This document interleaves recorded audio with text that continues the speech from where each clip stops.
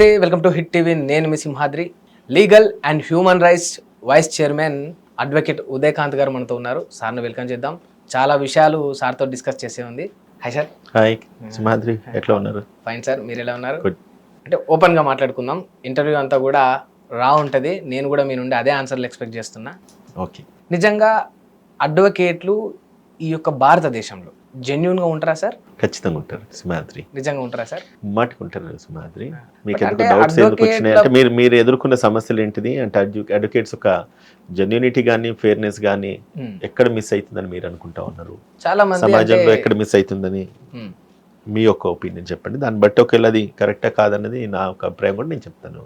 జనాలు అందరూ కూడా ఏమంటారంటే బేసిక్గా డబ్బులు ఎక్కువ తీసుకోవడం కోసం కేసు సాల్వ్ అయ్యేదున్నా లేకున్నా కూడా రేపు అయిపోద్ది మన బెంచ్ మీదకి వచ్చింది, జడ్జి గారు చూస్తున్నారు, ఇట్లా మాటలు చెప్తూ కేసును ముందుకు సాగిస్తారు తప్ప దాన్ని ఒక ఫైనలైజ్ మాత్రం చేయలేకపోతారు అనేది అడ్వకేట్ల పైన ఉన్న ప్రధాన ఆరోపణ. దానికి గల కారణాలు ఏమంటే సింహాద్రి, ఫస్ట్ ఆఫ్ ఆల్ మన జ్యుడిషియల్ సిస్టంలో రిక్వైర్డ్ యంత్రాంగం లేదు. అంటే జ్యుడిషియల్ యంత్రాంగం అంటే స్టాఫ్ కానీ కోర్ట్స్ కానీ వర్క్ చేసే జడ్జెస్ కానీ అంటే నేరాలు అన్నది డే బై డే ఇంక్రీజ్ అవుతా ఉన్నాయి. కోర్ట్స్ అట్లనే ఉంటున్నాయి, పోలీస్ స్టేషన్లు అంతే ఉంటున్నాయి, పోలీస్ స్టాఫ్ అంతే ఉంటున్నారు, కోర్ట్ స్టాఫ్ అంతే ఉంటున్నారు. సో దీన్ని బట్టి ఏమైతా ఉన్నదంటే everyday certain pendency of cases ఒక కోర్టుకు ఉంటే ఆ కోర్టుకి ఎవ్రీడే ఒక 10 నుంచి 15 కేసులు కొత్తవి వస్తూ ఉన్నాయి. అంటే డిస్పోజ్ కావాల్సిన కేసెస్ ఏవైతే ఉన్నాయో అవి కావడానికి సమయం సరిపోవట్లేదు. సేమ్ టైం ప్రతిరోజు కొత్త కేసులు రావడం వల్ల, కొత్త కేసులు తీసుకోవడం వల్ల జడ్జెస్ కూడా అనుకూలత ఉండదు అక్కడ. So in the mean time ఏమైతుందంటే మీరు అడిగిన ప్రశ్నలు ఎక్కడ హిట్ చేస్తాయి పబ్లిక్ మైండ్స్ అంటే, మనము వన్స్ కేసు అడ్వకేట్కి ఇచ్చిన తర్వాత due process of law follow కావాలి, ప్రొసీజర్స్ ఫాలో కావాల్సిన అవసరం ఉంటుంది. మనం ఏదంటే ఏదో ఏటీఎం కార్డులో పెట్టేసి క్యాష్ నెంబర్ పిన్ కొట్టగానే క్యాష్ బయటకు వచ్చినట్టుగా పిటిషన్ ఫైల్ చేయగానే జస్టిస్ బయటికి రావడానికి న్యాయస్థానంలో ఫస్ట్ ఆఫ్ ఆల్ ఆ విసులుబాటు లేదు ఒకటి. ఎందుకంటే కోర్టుకి సాక్ష్యాధారాలు కావాలి, సరైన ఆధారాలు కావాలి, ప్రూఫ్స్ కావాలి, ఎవిడెన్సెస్ కావాలి, అన్ని కూడా మళ్ళా చట్ట పరిధిలో ఉండాలి, లీగల్ బ్రాకెట్లో ఉండాలి. ఉన్నప్పుడే కదా న్యాయం అందుతుంది అండ్ సరైన న్యాయం అందుతుంది. ఇప్పుడు it's not like instant justice ప్రతి ఒక్కరికి కావాలనుకుంటారు. అంటే people don't want logics, they want magics అంటాం మేము అనుకునే భాషలల్లో. లాజికల్ గా ఎవరికి ఏం కాదు, అద్భుతాలే జరిగిపోవాలి. ఎట్లా పాసిబుల్ అవుతుంది? నేరం చేసేవాడు నేరం చేస్తున్నాడు, ఒకసారి అన్యాయం జరిగిన తర్వాత వాళ్ళని వాళ్ళు కాపాడుకోలేక అంటే అజ్ఞానంతో మోసపోవడం, దాని తర్వాత వాళ్ళని వాళ్ళు ప్రొటెక్ట్ చేసుకోలేక న్యాయస్థానాలను ఆశ్రయించడం, తద్వారా ఒక న్యాయవాదిని ఒక బ్యారియర్గా అంటే కోర్టుకి అండ్ వాళ్ళ వ్యక్తులకు మధ్యలో ఒక మధ్యవర్తిగా న్యాయవాదులను పెట్టుకోవడము. దీని ద్వారా అంటే ఏవైతే వీరు ఫోర్గో అవుతున్నారో దాన్ని లీగల్ బ్రాకెట్ లో చట్ట పరిధిలో వాళ్ళు లీగల్ రెమెడీ అవైల్ చేద్దాం అనుకుంటారు. లీగల్ రెమెడీ ఎప్పుడైతే చట్ట పరిధిలో అవైల్ చేయాలనుకుంటే చట్టాలలో విసులుబాట్లు కూడా ఎక్కువ ఉన్నాయి. నేరం చేసిన వాడికి ఒక విసులుబాటు ఉంటే మోసపోయిన వాడికి ఇంకొక విసులుబాటు ఉన్నది. ఇది చట్టం ఆల్రెడీ ఫ్రేమ్ అయి ఉన్నది. ప్రతి ఒక్క చిన్న అఫెన్స్ కి తప్పించుకోవడానికి 100 మార్గాలు ఉంటాయి. అఫెన్స్ నేరం చేసేవాడికి 100 మార్గాలు తప్పించుకోకుండా ఉండడానికి చేయడానికి వాడు ఎత్తుకొని చేస్తా ఉన్నారు. ఫస్ట్ ఆఫ్ ఆల్ వ్యవస్థలో యంత్రాంగంలో లోటుపాట్లు ఉన్న తర్వాత దాన్ని సరిచేసి సరైన న్యాయాన్ని ప్రజలకు అందించే ప్రాసెస్ లో అడ్వకేట్స్ ఉంటారు. ఇట్స్ నాట్ దట్ మనం ఏదో ఫీజు ఇచ్చినాం కదా, ఇచ్చిన వెంటనే రావాలి అంటే ఇదివరకు అన్నట్టుగా ఏటీఎం పిన్ కొట్టగానే క్యాష్ బయటికి రావాలంటే అది ఇప్పుడున్న జ్యుడిషియల్ సిస్టమ్ లో పాసిబుల్ కాదు, ఇప్పుడున్న సమాజంలో అంతకంటే పాసిబుల్ కాదు. అంటే మీరు యాక్సెప్ట్ చేస్తారా సార్ భారతదేశంలోని చట్టాల్లో చాలా లూప్ హోల్స్ ఉన్నాయని, నేరం చేసిన వాడు కూడా తప్పించుకోవడానికి? నేనే చెప్తున్నాను కదా, విసులుబాటు అది లూప్ హోల్స్ అని అనడానికి లేదు. చాలా ఆ విసులుబాటు ఉన్నది దాన్ని లూప్ హోల్స్ కింద వాడుకొని మిస్యూజ్ చేస్తా ఉన్నారు. మిస్యూజ్ చేసేవాడికి అది లూప్ హోల్ అనుకుంటూ కావచ్చు మేబీ. న్యాయాన్ని పొందడానికి ఆలోచించే వాడికి అది విసులుబాటు అనుకుంటారు న్యాయస్థానాలు. సో కాబట్టి మీరు అనుకుంటున్న విధంగా దాంట్లో లూప్ హోల్స్ ఉంటాయి లేదంటే కనుక ఇంకోటి అనేది కాదు. సరే, అంటే దేర్ ఆర్ సెవరల్ యాక్ట్స్, చట్టాలు ఎన్నో ఉన్నాయి, న్యాయం పొందే విధానాలు ఎన్నో ఉన్నాయి. సో కాబట్టి ప్రతి వాడు అంటే వన్స్ ఒకసారి మోసపోయిన తర్వాత న్యాయస్థానాన్ని ఆశ్రయించాలంటే ఒక అడ్వకేట్ ద్వారా వెళ్తారు కాబట్టి అండ్ సేమ్ టైం అడ్వకేట్స్ ఒక ఎబిలిటీ కూడా ఇంపార్టెంట్ ఇక్కడ.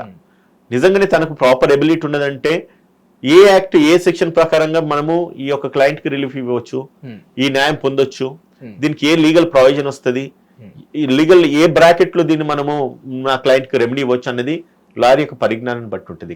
అంటే ఇవన్నీ బాగానే ఉన్నాయి సార్. అంటే నిజానికి తప్పు చేసేవాడు తప్పు చేసి కోర్టుకు వచ్చేసి కోర్టు పరిధిలో కేసున్న తర్వాత ఈ రకంగా బ్లేమ్ చేస్తూ ఉంటారు, ఈ రకంగా చెప్తా ఉంటారు, చేయాల్సిన నేరం చేసేసిన తర్వాత ఇవన్నీ జరుగుతాయి అంటారు కదా. మరి నేరాలు పెరిగిపోతూ ఉన్నాయని మీరే చెప్పిండ్రు. అంటే పోలీస్ అధికారులు కావచ్చు, ఇంకో అధికారులు కావచ్చు, అంటే ఆ నేరాలను ఆపే విషయంలో దాన్ని తగ్గించే విషయంలో ఫెయిల్ అయ్యారు అని అనుకోవచ్చా? ఫెయిల్ అయినా అనుకోవడానికి లేదు. ఫస్ట్ ఆఫ్ ఆల్ నేను ఎప్పుడు ఒక మాట చెప్తా ఉంటా, వ్యక్తిత్వాలలో మార్పులు రావాల్సిన అవసరం ఉంది సమాజంలో. ఫస్ట్ ఆఫ్ ఆల్ దాన్ని నిర్మూలించాలి. అంటే నేరం చేయాలన్న ఆలోచనని నిర్మూలించే విధంగా మనం ఏం చేయగలుగుతాం, అది ఇంపార్టెంట్. మీరు అంటున్నట్టుగా పోలీస్ స్టేషన్ లో పోలీస్ వైఫల్యం అనేసి అంటాము.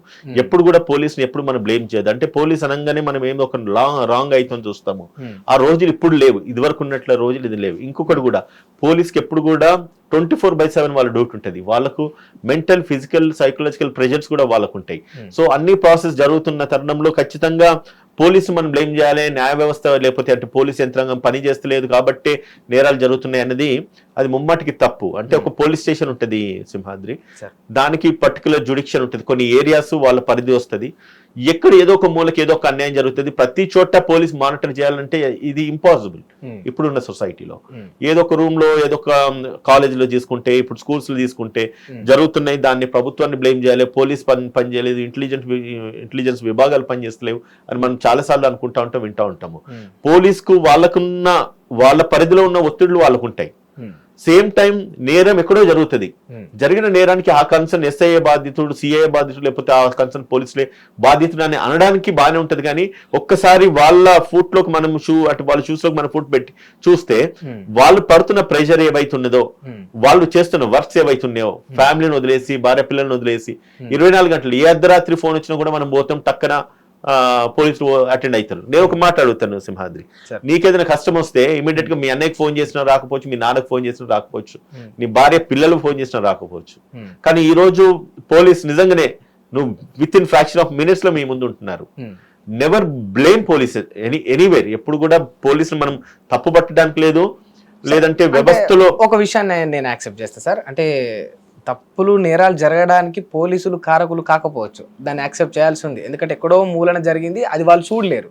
బట్ ఆ నేరం చేసిన వాడు తప్పించుకోవడానికి పోలీసులలో కొందరు కోఆపరేట్ చేస్తున్నారు. అంటే దీనికి మీరేమంటారు? తప్పించుకోవడానికంటే ఒకటి, ఇప్పుడు పోలీసులు కోఆపరేట్ చేస్తున్నారు అంటే వాళ్ళ యొక్క డిపార్ట్మెంట్ లో పనిచేసే ఆఫీసర్ని బట్టి కూడా ఉంటది సింహాద్రి ఇక్కడ. సో వాళ్ళ యొక్క ఆలోచన, వాళ్ళ యొక్క వ్యక్తిత్వం, వాళ్ళ యొక్క విధానాలు, వాళ్ళు ఫంక్షన్ చేసే డ్యూటీ, వాళ్ళకున్న ప్రెజర్స్, పొలిటికల్ ప్రెజర్స్ కావచ్చు, లేకపోతే వాళ్ళ సుపీరియర్ ప్రెజర్స్ కావచ్చు, లేకపోతే వాళ్ళ వ్యక్తిత్వంలో లోపాలు కావచ్చు, వాళ్ళ అవసరాల నిమిత్తం వాళ్ళు మారుతున్న విధానాలు కావచ్చు. There are several parameters. అందరూ పోలీసులు నిమిత్త మాత్రులు మాత్రమే, అంటే వాళ్ళు ప్రధాన పాత్ర పోషించేది ఏముండదు, పైనుంచి ఆర్డర్స్ వస్తే ఆ రకంగా చేస్తారంటారా? 100% కాదని నేను చెప్తా.